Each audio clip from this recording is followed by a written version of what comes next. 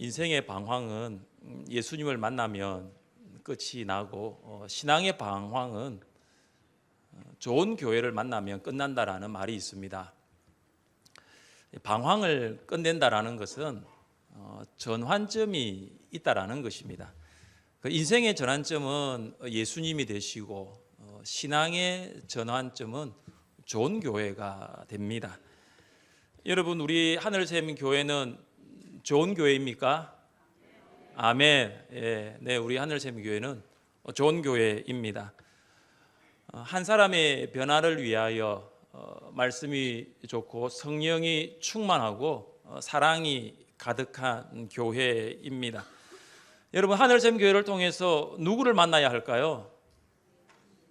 예수님을 만나야 합니다. 예수님은 우리 하늘샘 교회의 머리가 되십니다. 예수님은 우리 하늘샘 교회의 주인이 되십니다. 여러분, 하늘샘 교회를 통해 예수님을 만나면 바른 인생의 목적을 발견하게 됩니다. 그러면 그때부터 여러분은 행복한 삶을 살 수 있습니다. 여러분이 지금까지 어떻게 살았는가는 그렇게 중요하지 않습니다. 이제부터가 중요합니다. 지금부터 예수님 안에서 예수님과 함께 시작하면 되는 것입니다. 예수님 안에서 예수님과 함께 시작하여 새롭고 놀랍고 풍성한 삶을 살 수 있기를 주님의 이름으로 축복합니다. 오늘 설교의 핵심 구절은 13절입니다. 이 말씀이 핵심 구절이고 이 말씀을 통해서 그 전과 그 후에 은혜를 나눌 수가 있겠습니다. 자, 그렇다면 우리 13절을 함께 읽어볼까요? 이제는 전에 멀리 있던 너희가 그리스도 예수 안에서 그리스도의 피로 가까워졌느니라. 아멘. 13절을 시작하는 이제는 이라는 이 단어 앞에 그러나라는 단어가 생략되어 있습니다. 그러나입니다. 이 그러나는 앞의 내용과 뒤의 내용을 대조시킬 때, 내용이 상반될 때 사용합니다. 그러나입니다. 13절을 기준으로 11절부터 12절까지의 내용하고 14절부터 또 18절까지의 내용이 서로 대조를 이루고 있습니다. 그러나뿐만 아니라 앞의 내용과 뒤의 내용이 대조를 이루고 있는 단어가 13절에 또 있습니다. 그것은 뭐냐면 13절에 보시면 멀리라는 단어가 있고 가까이라는 단어가 있습니다. 11절부터 12절까지의 내용은 하나님과 멀리 있었던 그 과거의 상태를 이야기하고 있고 14절부터 18절까지는 이제는 하나님과 가까이 있게 된 현재의 상태를 말하고 있습니다. 그래서 오늘 설교는 크게 두 부분으로 나누어집니다. 11절부터 12절까지 우리가 하나님을 만나기 전의 상태, 어떻게 살았는지 우리가 알게 될 것이고, 다음은 14절부터 18절까지는 하나님을 만난 후의 삶, 만난 후의 현재의 상태, 그렇게 나누어집니다. 자, 그럼 이 자리에 오신 분들 중에 보면 아직 11절과 12절 가운데 있는 분들이 있을 수 있습니다. 나는 여전히 하나님을 만나기 전에 상태에 있다고 생각하는 분들은 오늘 이 말씀을 통해서 하나님을 만나는 은혜가 여러분에게 함께 할 수 있기를 간절히 바랍니다. 또 이 자리에 계신 분들 중에는 저는 하나님을 만났습니다. 그러면은 과거에 여러분이 어떻게 살았는지 한번 보시고 하나님께서 나를 만나 주신 것에 대해서 감사할 수 있는 시간 될 수 있기를 바라고, 그리고 현재의 삶 가운데서 하나님을 만난 사람의 삶이 어떠해야 되는지 여러분이 그 말씀을 통해서 은혜 받을 수 있기를 바랍니다. 먼저는 하나님과 멀리 있었던 에베소 교회 성도들의 상태를 한번 살펴보겠습니다. 11절입니다. 그러므로 생각하라. 너희는 그때의 육체로는 이방인이요 손으로 육체에 행한 할례를 받은 무리라 칭하는 자들로부터 할례를 받지 않은 무리라 칭함을 받는 자들이라. 에베소 교회 성도들은 하나님을 만나기 전에 이방인이었습니다.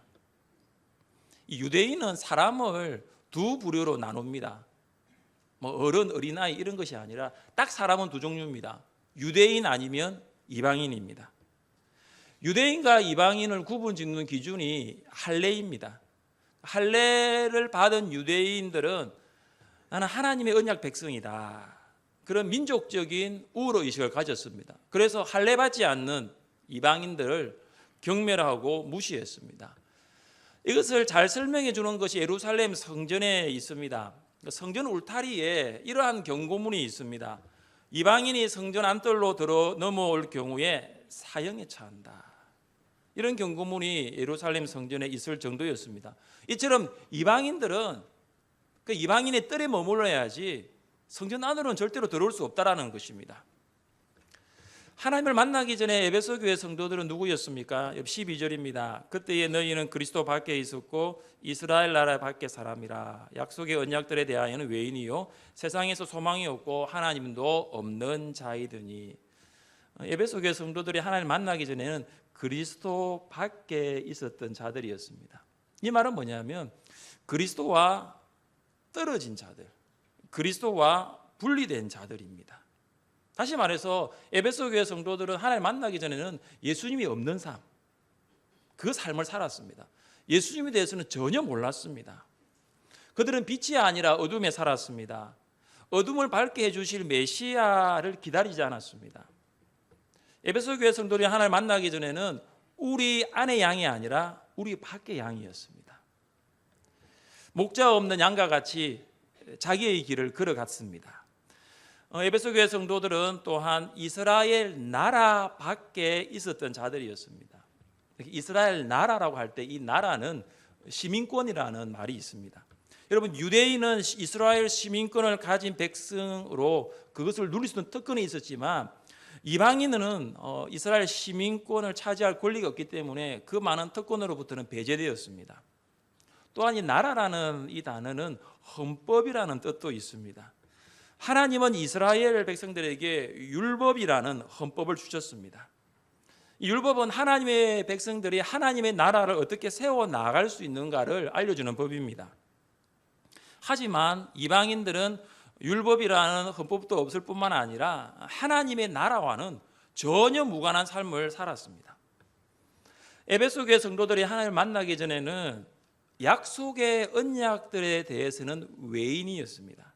여러분, 언약은 하나님의 백성에 대한 약속입니다. 이 언약은 하나님의 말씀이 성경입니다. 하나님은 유대인들에게 구원과 복을 약속했지만 이방인들에게는 구원과 복, 그와 아무런 상관이 없는, 그들은 그야말로 외국인들이었습니다. 에베소 교회 성도들이 하나님을 만나기 전에 상태가 어땠습니까?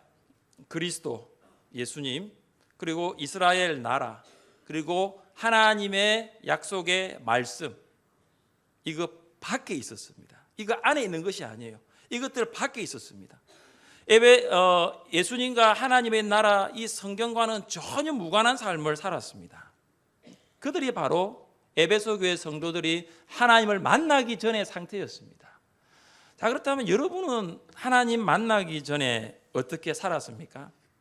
예수님에 대해 관심이 있었습니까?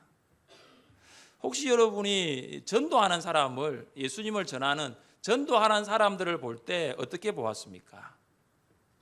여러분, 하나님을 만나기 전에 그 하나님의 나라에 대해서 관심이 있었습니까? 무엇을 위해서 그렇게 열심히 살았습니까? 혹시 이 세상에 여러분의 나라를 세우기 위해서 열심히 살지 않았습니까? 무더운 여름에도 여러분이 일을 하고 그 순간에도 때로는 땀을 콩죽같이 흘리면서 일을 하고 무거운 연장을 들고, 요즘은 또 땀이 많이 나니까 그 일사병에 안 걸리기 위해서 소금을 먹어가면서 그 하루하루를 버텨나간 그 이유가 무엇입니까? 여러분, 겨울에도 그 추운데 정말로 이 동해에서 부는 바람이 살을 에이듯이 그 추운 바람에도 얼굴이 얼어가고 손과 발이 얼어가면서 그 일을 한 목적이 무엇이었습니까? 예수님을 만나기 전에는 한 가지입니다. 잘 살기 위해서, 정말 잘 살기 위해서, 어제보다는 오늘 잘 살기 위해서. 세상 나라에서 하나님을 만나기 전에는 한 번도 하나님의 나라에 대해서는 생각해 보지 않았습니다. 그냥 잘 살기 위해서, 우리 가족 잘 살기 위해서, 그것이 삶의 목적이었습니다. 하나님을 만나기 전에 여러분, 성경과는 아주 멀어진 삶을 살았습니다. 성경을 한 번도 읽어본 적도 없었을 수도 있고, 읽어보았다 하더라도 성경이 정말로 하나님의 말씀인지 여러분 믿지는 않았을 것입니다. 성경이 삶의 기준이 아니라 아마 여러분이 삶의 기준이 되었을 것입니다. 여러분의 생각, 여러분의 말, 여러분의 경험, 여러분의 관점이 법이고 그것이 곧 기준이었습니다. 그래서 누가 말을 하면 이런 말을 자주 하지 않았습니까? 내 말이 법이다. 내 생각이 맞다라는 거죠. 내가 살아보니까 맞다는 거죠. 이 일에 대해서 내가 그런 전문가인데 내가 맞다라는 거예요. 내 말이 법이고 내가 하는 것이 법이다라는 거. 그렇게 말하지는 않았습니까? 무법한 삶을 살았다는 것이죠. 여러분, 에베소 교회 성도들이 이 예수님과 또 하나님의 나라, 이 성경과는 전혀 무관한 삶을 살았을 때 그들의 결과가 무엇이었을까요? 그들의 삶이 바로 12절 하반절에 있습니다.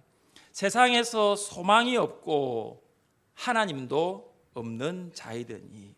여러분, 예수님과 하나님의 나라, 성경과 멀리 떨어져 살던 그들에게 소망이 없었습니다. 하나님도 없었습니다. 여러분, 하나님 없는 사람 소망 없습니다. 여러분도 그렇게 살지 않았습니까? 에베소 교회 성도들처럼 하나님 만나기 전에 성공, 출세, 그것이 여러분의 소망은 아니었습니까? 정말로 성공하고 출세했을 때, 그 소망을 이루었을 때 어떠했습니까? 참된 만족이 있었습니까? 어거스틴이 이렇게 말을 했습니다. 내가 주님 안에 있기까지는 아무런 평안도 만족도 없다. 성공하고 출세하면 만족할 줄 알았는데 그것이 아니었다는 것이죠. 예수님 안에 있기 전에는 참된 만족, 참된 평안함이 없었다라고 신앙의 선배 어거스틴은 말을 했습니다. 우리는 하나님 안에 있을 때 참된 만족과 평안을 누릴 수 있습니다. 예수님과 하나님의 나라, 그리고 성경과는 무관한 삶을 살았던 그 에베소 교회 성도들, 하나님을 만나기 전에 그렇게 살았던 그들이 어떻게 되었습니까? 어떻게 해서 그들이 달라졌습니까? 우리 함께 13절 말씀을 읽겠습니다. 13절입니다. 이제는 전에 멀리 있던 너희가 그리스도 예수 안에서 그리스도의 피로 가까워졌느니라. 보십시오. 하나님과는 무관한 삶을 살았던, 정말로 멀리 있었던 그들, 근데 그들이 가까워졌습니다. 무엇이 하나님과 멀리 떨어져 있던 그들을 하나님과 가깝게 했을까요? 소망이 없었던 그들을 무엇이 소망 있는 자로 바꾸었을까요? 무엇입니까? 그리스도의 피입니다. 예수님의 보혈입니다. 예수님의 십자가입니다.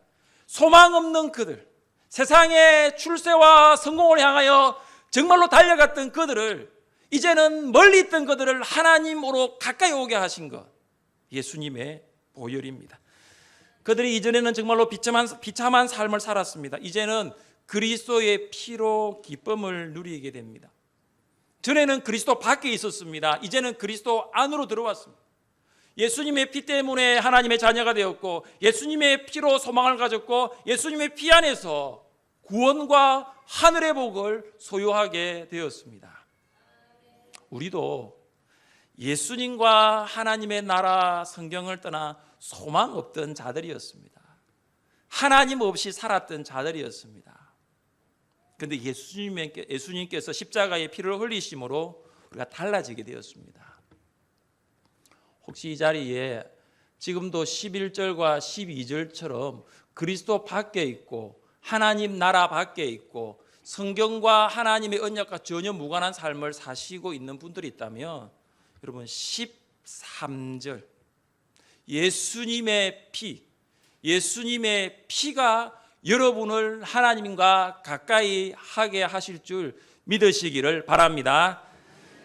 예수님의 피로 우리가 어떻게 변화될까요? 변화되었습니까? 첫째, 우리는 새 사람이 되었습니다. 15절입니다. 법조문으로 된 계명의 율법을 폐하셨으니 이는 이 둘로 자기 안에서 한 새 사람을 지어 화평하게 하시고.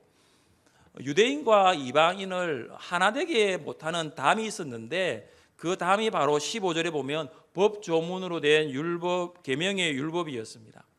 여러분, 이 율법은 10계명을 포함한 구약의 계명들이 아니라 의식법과 관련된 부분입니다. 유대인들은 의식법을 만들었는데 손을 잘 씻지 않고 손을 씻지 아니하면 음식을 먹지 아니했습니다.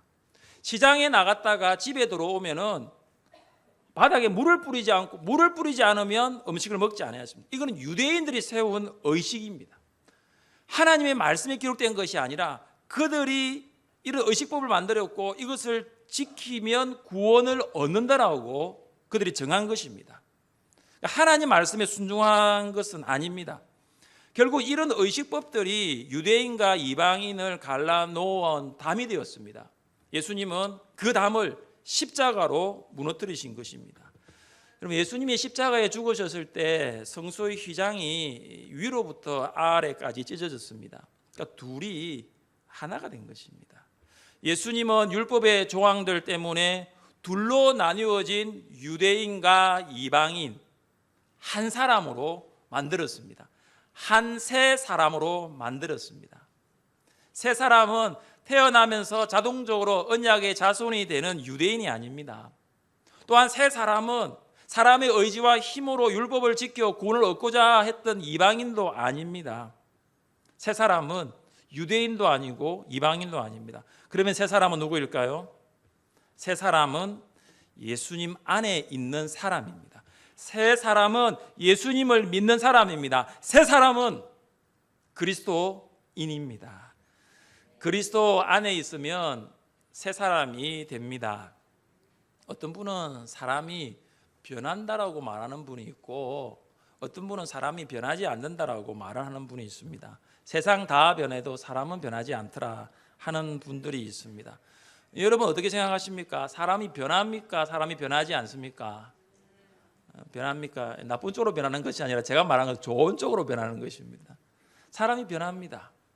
예수님 안에 있으면 변합니다. 예수님 안에 있으면 새롭게 되고 예수님 안에 있으면 새로운 사람이 되는 것입니다. 예수님 안에 있으면 새로운 피조물이 됩니다. 그런즉 누구든지 그리스도 안에 있으면 새로운 피조물이라. 이전 것은 지나갔으니 보라 새 것이 되었도다. 새 사람이 되었도다. 그리스도 안에 있으면 새 사람이 됩니다. 여러분 안에 정말로 예수님 때문에 내 삶이 변화되었다. 그걸 한번 경험해 보신 분들은 이렇게 말을 할 수 있습니다. 예수님 믿어보세요. 예수님 믿어보시고 그 예수님 만나면 달라집니다. 그것의 유일한 증거가, 가장 강력한 증거가 뭐냐면 변화된 여러분들입니다. 그런데 교회는 오래 다녔는데 잘 변하지 않아요. 자기 성격도 변하지도 않고 삶도 변하지도 않고 그런 사람들은 말을 하죠. 사람은 변하지 않아. 세상 다 변해도 사람 변하지 않아. 왜 그럴까요? 자기가 변하지 않았기 때문에. 예수님을 만나면 사람은 변하게 될 줄 믿습니다. 예수를 만나면 새 사람이 됩니다. 예수를 만나면 새로운 인생이 시작됩니다. 예수를 만나면 인생의 방황이 끝나고 행복한 인생이 시작됩니다. 예수님의 십자가와 부활이 복음이기 되기 때문입니다. 복음은 모든 믿는 자에게 구원을 주시는 하나님의 능력입니다. 복음은 하나님의 능력입니다. 복음의 능력은 여러분 오래된 건물을 다이너마이트로 무너뜨리는 그 다이너마이트의 능력보다 비교할 수 없을 정도로 강력합니다. 젊은 나이에 성공의 길에 들어선 한 변호사가 있었습니다. 그는 영국 의사당 앞에서 비중 높은 변호를 하기로 되어 있었습니다. 그런데 부담이 많았던 것 같아요. 어떻게 변호할까 긴장도 많이 하고 부담이 많아서 스트레스 때문에 이 사람이 그냥 쓰러지고 말았습니다. 정말 그 변호를 잘하면 이제 출세할 것이고 성공과 미래가 보장이 되어 있는데 쓰러지고 말아버렸습니다. 쓰러지면서 일어날 수가 없었고 그야 그 안에 정신 착란 증세 때문에 정상적인 생활을 할 수가 없었습니다. 그래서 자기를 향해서 나는 가치가 없어, 무가치한 존재야, 자학하면서 자살까지 시도했습니다. 그러나 그 주변에 그를 불쌍히 여기며 그에게 복음을 전한 그리스도인들이 있었습니다. 그는 주님께서 형제의 죄를 대신하여 십자가에 돌아가셨다라고 전했습니다. 그 변호사가 그 말씀을 듣고 마음의 문을 열고 예수님을 믿게 되었습니다. 더럽고 추했던 삶이라고 생각했던 그가 새로운 삶으로 변화되기 시작합니다. 그는 자신의 변한 삶을 시로 고백합니다. 샘물과 같은 보혈은 주님의 피로다. 보혈의 죄를 씻으면 정하게 되겠네. 정하게 되겠네. 정하게 되겠네. 보혈의 죄를 씻으면 정하게 되겠네. 그가 바로 찬송가 방금 우리가 불렀던 258장을 작사한 윌리엄 카우프입니다. 예수님을 만나면 망가진 인생이라 할지라도 온전한 인생이 됩니다. 예수님을 만나면 정신 창난 정세에서 모든 것을 자포자기할 수밖에 없었던 사람이라도 정상적인 생활을 할 수 있는 새 사람으로 변화가 됩니다. 예수님을 만나면 자학하고 자살까지 하려고 했던 그런 사람이 새 사람으로 변화될 줄 믿습니다. 사랑하는 성도 여러분, 함께 2부 예배를 드리고 있는 사랑하는 모든 분들께 말씀을 드리는 것은 주님의 피로 하나님 은혜를 입으면 새로운 인생이 시작됩니다. 여러분, 이건 여러분 경험하셔야 됩니다. 여러분, 새로운 인생이 시작됩니다. 지금까지 어떠한 삶을 살았는가 그렇게 중요하지가 않아요. 주님을 만난 이후에 여러분이 새 인생, 새로운 삶, 행복한 삶을 살게 되는 것입니다. 둘째, 우리는 하나님과 화해하였습니다. 16절입니다. 또 십자가로 이 둘을 한 몸으로 하나님과 화목하게 하려 하심이라. 원수된 것을 십자가로 소멸하시고. 예수님의 십자가는 여러분 두 사람인 그 유대인과 이방인을 한 몸, 새 사람으로 만들어 하나님과 화해하게 했습니다. 예수님이 십자가에서 피 흘리신 목적이 유대인과 이방인을 그리스도인, 새 사람 그리스도인으로 만드는 것만 아니었습니다. 예수님이 십자가 지신 목적은 뭐냐면 유대인과 이방인이 한 새 사람 그리스도인이 되어서 궁극적으로는 하나님과 화해하는 것입니다. 하나님과 화해하는 것이 예수님께서 십자가에 돌아가신 이유입니다. 불신자들이 하나님께 가지는 반응이 크게 두 가지입니다. 하나는 뭐냐면 반항심이고 또 하나는 무관심입니다. 불신자는 하나님 없이 자기 마음대로 사는 사람이지 않습니까? 그래서 예수님 믿으십시오 이렇게 전도하면 불신자들은 이런 반응을 보입니다. 하나님 살아있습니까? 정말로 하나님 살아있습니까? 하나님 살아있으면 나라가 왜 이렇습니까? 왜 전쟁이 나고 왜 사람들이 굶어 죽고 왜 이런 어려움이 있습니까? 이렇게 이야기를 합니다. 반항하며 말을 하는 것이죠. 또 어떤 분에게 예수님 믿으십시오 전도하면 아예 처음부터 끝까지 관심이 없습니다. 말을 하지 않습니다. 인사도 받지도 않고 전도지도 받지도 않고 마치 그것을 전하고 있는 우리가 투명 인간이야 된 것처럼 그렇게 대우를 하는 것이죠. 아예 관심이 없습니다. 이 불신자들이 두 가지 반응입니다. 반항을 하든지 관심을 보이지 않든지. 중요한 것은 이런 반응을 보이더라도 그들은 반드시 하나님과 화해해야 할 사람들인 것입니다. 탕자의 비유에서 첫째 아들은 아버지에게 관심이 없었습니다. 무관심했습니다. 근데 둘째 아들은 반항을 합니다. 여러분, 둘째 아들이 아버지가 살아있는데도 아버지에게 와서 유산을 달라 하는 거 사실 말이 되지 않습니다. 유산이라는 게 부모님이 죽은 후에 상속되는 것인데 어떻게 아들이 그렇게 아버지에게 이야기를 합니까? 아버지가 반대를 했습니다. 그런데 아들이 뜻을 굽히지 않습니다. 끝까지 달라고 때를 쓰는 것입니다. 둘째 아들에게 주고 둘째 아들은 외국에 가서 그 재산을 다 낭비합니다.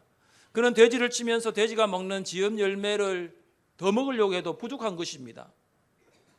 그때 아버지의 집을 생각합니다. 아버지 집으로 돌아가자. 아버지의 아들은 아니더라도 품꾼만 되더라도 이 배고픔에서 내가 해결될 수 있겠다. 아버지 집으로 돌아가기로 결심을 합니다. 아버지에게 돌아가서 그가 하는 말이 이것입니다. 아버지, 내가 하늘과 아버지께 죄를 지었사오니 지금부터는 아버지의 아들이라 일컬음을 감당하지 못하겠나이다 하나. 이렇게 말을 하는데 아버지는 그를 품꾼이 아니라 아들로 받아줍니다. 반항하며 집 뛰쳐나갔던 그 아들, 그래 너 품꾼으로 살아라 이것이 아니라 아들로 집으로 돌아오니, 아버지의 집으로 돌아오니 아버지와 이 둘째 아들의 관계가 화해되게 됩니다.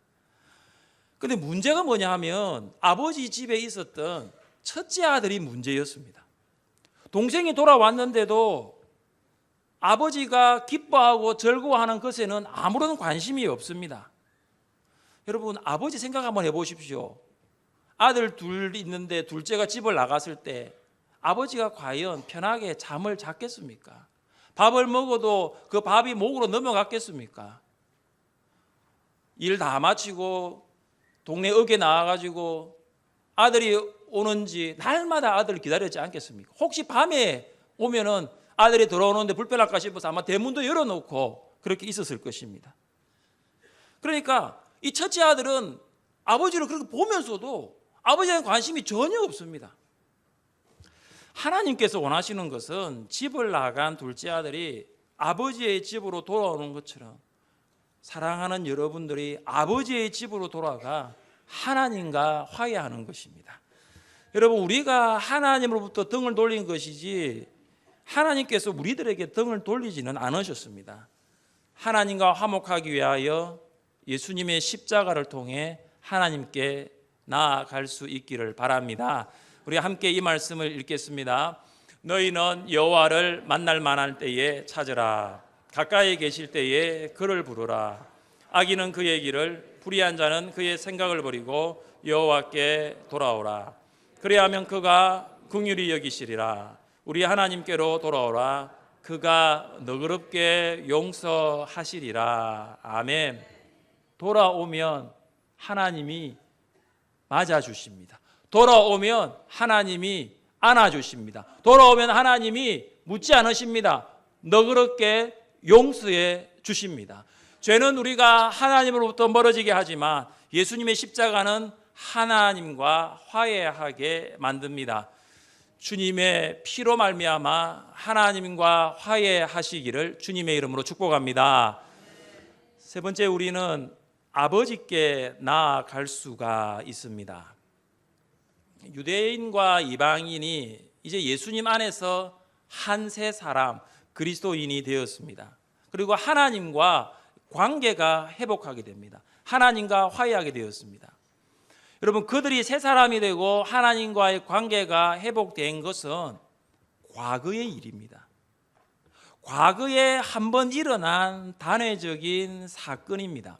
그런데 그들이 매일 반복적으로 그리스도인으로서 하나님과 화해한 그들이 매일 반복적으로 해야 할 것은 뭐냐면 하나님께 나가는 것입니다.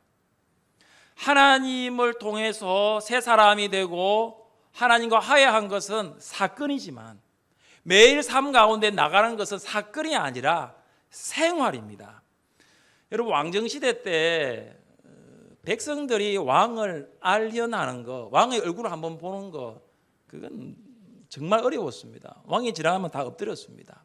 신하들도 왕 앞에 나가는 것은 정말 힘들었습니다. 여러분, 그 왕후 에스더가 아하수에로 왕을 만나러 나가고 싶어도 마음대로 못 나갑니다. 왕이 부르면, 왕이 불러야 에스더가 나갈 수 있는 거예요. 여러분, 이처럼 신하, 백성은 말할 것도 없고 심지어 왕후도 왕을 보러 못 나갑니다. 여러분, 우리는 왕은 아니더라도 대형 병원, 대학병원, 의사 만나는 것도 참 힘듭니다. 통계가 나왔습니다. 대형 병원, 대학병원의 의사를 만나서 초진 진료하는 평균 시간이 얼마인가 딱 계산해 보니까 초진 진료 시간 3분이에요. 3분. 그 통계에서는 진료 시간 33초도 있더라고요. 33초. 여러분, 울산에서 만약에 서울에 있는 큰 병원으로 간다. 운전해서 갈 수도 있겠지만 KTX 타고 지하철 타고 가면은 3시간은 좋게 걸릴 것입니다. 3시간 넘게 서울 가서 3분 의사 만나고 내려오는 일도 있다라는 것입니다. 그래서 서울에 한 대학병원에서 의사가 그렇게 말을 했습니다. 산문 진료는 말이 되지 않는다. 그것 가지고 어떻게 환자를 진료할 수 있느냐. 그래서 15분을 정했어요. 초진 진료 외래 환자 15분을 정했습니다. 이유가 뭐냐 하면은 환자가 좀 말을 하는 것을 좀 듣자. 무엇 때문에 울산에서 서울까지 왔는지 좀 들어보자.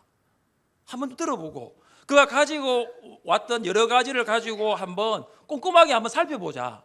그래서 정한 것이 15분이었습니다. 3분 하는 이유는 있습니다. 결국은 많은 환자 받아가지고 결국은 수익과 관련된 부분이기 때문에 3분 하는 것입니다. 그런데 이 의사는 안 그랬습니다. 그게 중요하지 않다. 15분을 해야 된다. 여러분, 예수님을 만나 새 사람이 된 후에 예수님 만나기 전에 사전 예약한 적 있습니까? 하나님 앞에 가기 전에 여러분 예약하고 기다린 적 있습니까? 없습니다. 오늘 말씀은 우리에게 말씀하는 게 뭐냐면 우리가 하나님 존전에 날마다 나아갈 수 있다. 날마다 나아갈 수 있다. 하나님은 여러분은 3분 정도 만나고 나올 생각을 할지 몰라도 하나님은 3분만 여러분 보내지 않습니다. 좀 더 있자. 왜 그래 바쁘냐.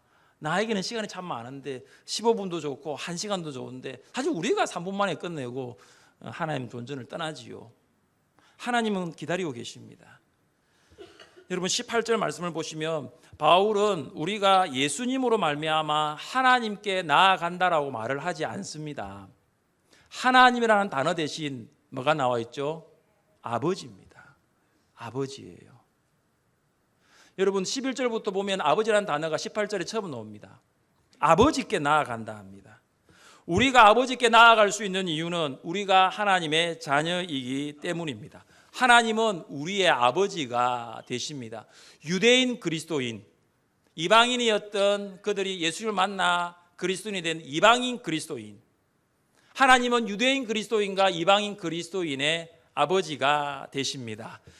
하늘샘 교회 안에 신앙의 연륜을 보면 조부모 세대, 부모 세대, 자녀 세대, 3대 혹은 4대 이렇게 예수님을 믿어온 가정은 아마 유대인 그리스도인과 같은 어릴 때부터 교회에 출석하고 교회 문화에 익숙한 성도님들이 있습니다.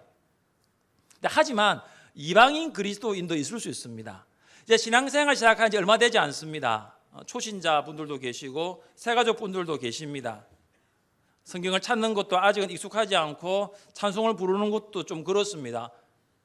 장로님, 권사님, 집사님 부르는 것도 아직은 낯습니다. 한 교회 안에 두 부류의 그리스도인이 존재할 수 있습니다. 신앙의 성숙이 있어도 마찬가지입니다. 여러분 사도 바울과 같이 복음에 열정 있는 사람이 있는가 하면 바나바와 같이 사람을 격려하고 위로하는 그런 사람도 우리 가운데 있습니다. 이처럼 우리 교회 안에는 똑같은 사람이 아무도 없다라는 것입니다. 여러분 유대인들은 사람을 두 종류로 나누었다 했습니다. 유대인과 이방인입니다. 여러분 유대인과 이방인의 차이만큼 정말로 서로 다른 차이를 가진 사람이 없습니다. 아무리 큰 차이가 나더라도 예수님을 통해서 하나가 되고 아버지께 나아갈 수가 있습니다. 왜냐하면 우리 모두는 하나님을 아버지라고 부르는 하나님의 자녀들이기 때문입니다. 그리고 레크레이션 게임 중에 2인 삼각이라는 게 있어요. 그래서 두 사람이 이제 발에 줄을 묶고 누가 빨리 반환점을 돌아서 오는 게임입니다. 여러분 두 사람이 같이 가는 거예요. 빨리 가는 것이 중요한 것이 아니에요. 만약에 한 사람이 빨리 가면 뒤는 사람이 넘어집니다. 그래서 천천히 가더라도 호흡과 박자를 맞추면서 가는 것입니다. 그래서 우리 하늘샘 교회는 신앙의 2인 삼각, 믿음의 2인 삼각을 하고 있는 것입니다. 먼저 믿었던 분들 그리고 지금 믿었던 분들이 함께 날마다 아버지께로 나아가는 것입니다. 함께 나아가는 것이에요. 사랑하는 하늘샘 교회 성도님, 우리는 예수님 안에서 새 사람이 되었습니다. 그리스도 밖에 있었던 우리가 그리스도 안에 있게 되었고 하나님 나라 밖에 살았던 우리가 하나님 나라 안으로 들어오게 되었습니다. 그리고 예수님의 십자가로 하나님과 화해하게 되었습니다. 날마다 혼자가 아니라 함께 하나님 아버지께 나아갈 수 있기를 바랍니다. 남편 혼자가 아니라 혹은 아내 혼자가 아니라 남편과 아내와 남편이 함께 아버지께로 나아가십시오. 부모가 나올 때 자녀들도 함께 아버지께로 나아갈 수 있기를 바라고, 목자가 나아갈 때 목원들이 함께 아버지께로 나아가는 그러한 공동체가 우리 하늘샘 교회 될 수 있기를 바랍니다. 주님 안에서 한 새 사람이 되어 하나님과 화목하고 날마다 우리 모두가 아버지께로 나아갈 수 있는 은혜가 여러분과 함께 하시기를 주님의 이름으로 축복합니다.